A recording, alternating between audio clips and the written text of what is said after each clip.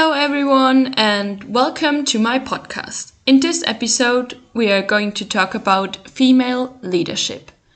But before we start, please make sure to subscribe and leave a follow.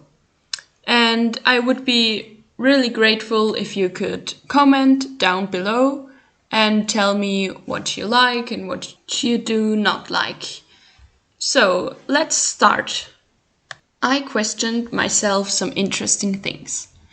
A man in a suit? Is that what you see as a leader from a big company? In this podcast, I want to look closer on the prejudices and the minority of women in the leadership. Why is the percentage of women in the European Parliament never over 50%? Let's look closer on that. In 2019, 47% females in the Swedish Parliament was the highest ranking in a statistic from the European Parliament. The lowest in Hungarian with 12%. Even in the European area, where women have the same opportunities as males for education, they are still a minority in the political and leader scene. It is even worse in other countries. Sometimes women do not even have access to education. So how are they able to develop as future leaders? In many jobs, women get paid nearly 20% less than men. 65% of all illiterate are female. Over 130 million women do not have access to education. Isn't this alarming? But even if women have access to education, it is hard for them to use it and grow. Women in leading positions are way less than men in these positions. We all know that. But why is that so? Even in areas where women have the same educational way as boys. That is a big spiderweb of many factors and obstacles. Now I want to show you them. First, I'm going to start with sexism in everyday life.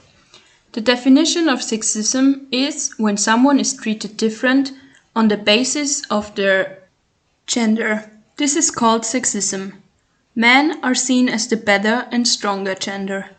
Outdated views and prejudices, for example, mean that women are sometimes still only seen as housewives and mothers.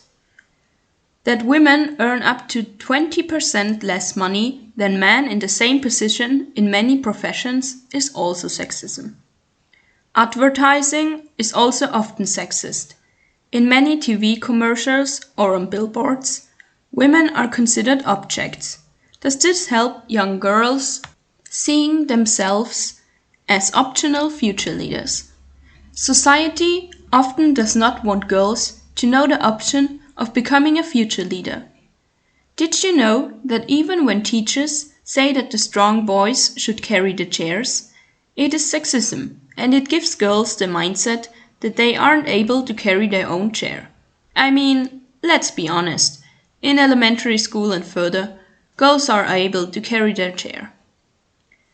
Second, I want to talk about sexual harassment in the working place. The definition of it is uninvited and unwelcome verbal or physical behavior of a sexual nature, especially by a person in authority toward a subordinate, such as an employee or student. Women often do not feel safe in their workplace and don't want to speak up after they get sexual harassed. Often, women who go to court because of it get defeated, because the in some cases CEO is in a higher position, has more money and authority. Why do girls have to get sexualized in their workplace? This also doesn't help encourage young girls to be active in a big working scene. They get scared and manipulated into thinking this is normal. They think they have to change themselves. But that is nonsense and gives girls a very, very wrong mindset. Lastly, I want to talk about the female education that is a major taboo in some places and countries. The definition is when in villages and countries where only boys and men have the right to education. Often girls are allowed to go to elementary school, but not further. Often the differences of the educational way are so big, but for what? So how are they even able to ever be equal to men? I want to name now a few villages and countries. I can't name all, but just that you know that these exist and aren't on the minority. First, Yemen, Somalia, Afghanistan, Pakistan, Chad, Syria, Mali, Iran, South Sudan, Guinea, Burkina Faso, Liberia, Ethiopia, and many, many more. It is shocking, isn't it? But women can reach big goals and lead big companies and even whole countries. Now, I want to give you a few various examples. First, the Prime Minister from New Zealand, Jacinda Ardern, and also Sheikh Hasina, the Prime Minister of Bangladesh, and also well-known Angela Merkel from Germany. They are great role models for girls because they prove their independency and strength. Also, Ursula von der Leyen from the European Parliament shows her courage and bravery even in hard times like the pandemic we are in now. To add is Kamala Harris from America. We can also learn from old female leaders, and I think the most famous one is Cleopatra. She can have many idolized features for women. Women can also prove their leadership and strength in areas like the military. Two famous women are Shay Haver and Kristen Griest. Further, the CEO of the popular fast food chain In-N-Out Burger is a woman. Her name is Lindsay Snyder. Lastly, good examples are Aung San Suu Kyi, a politician and a human rights hero, and Manasi Pradhan, an Indian woman who fights for women's rights. And she founded the OYSS. This is an organization to help women achieve higher education so they can develop as future leaders. And she also founded the Honor for Women National Campaign. This one is to end violence against women. Do you have an own idol or role model? Do you take other people who achieve great things as a spirit? I would be happy if you could comment down below your answers. But no achievement comes as a present. Everyone has to fight for their goals and had their own obstacles, some more and some less. But none of these women gave up. They took their obstacles as an incentive to get to the place they wanted to be.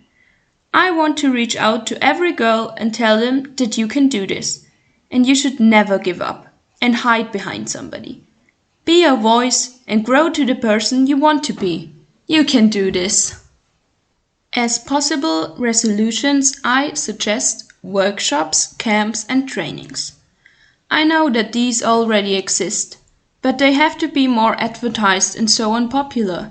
Also, we should focus on countries with no female education and reform this mindset. We all know that this is a hard and long way, but if we start now, we can reach our goal sooner. Every single day and human counts. We as well have to modernize the prejudices in school. If girls learn from a young age that they can be leaders and good workers too, it is more likely that they develop as such. At the end, I want to name a few organizations that focus on the female leadership topic or in general help. And I want to reach out and tell you that you shouldn't hesitate to reach out for these organizations or in general reach out for help. Okay, let's start with About Us, Women Leadership's website. This organization organizes camps and workshops so women can feel more confident in their workplace, and they help them with their obstacles. Next, the OYSS. I've already talked about this, and this one is in India, but nowadays it's very international.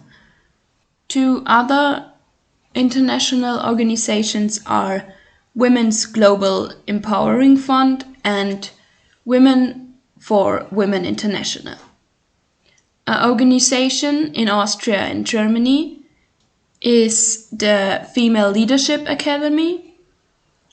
Furthermore, there are the Center for Reproductive Rights and the Time's Up Legal Defense Fund. This one helps girls in court if women need help to defend themselves because of sexual harassment in the working place. And lastly, the Schoolgirls Unite. They help girls and women in country with very less female education to get education.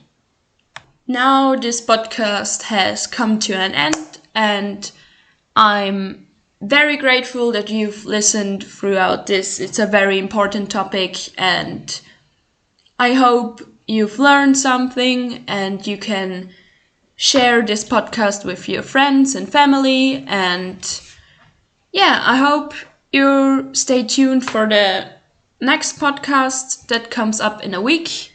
And yeah, have a great day.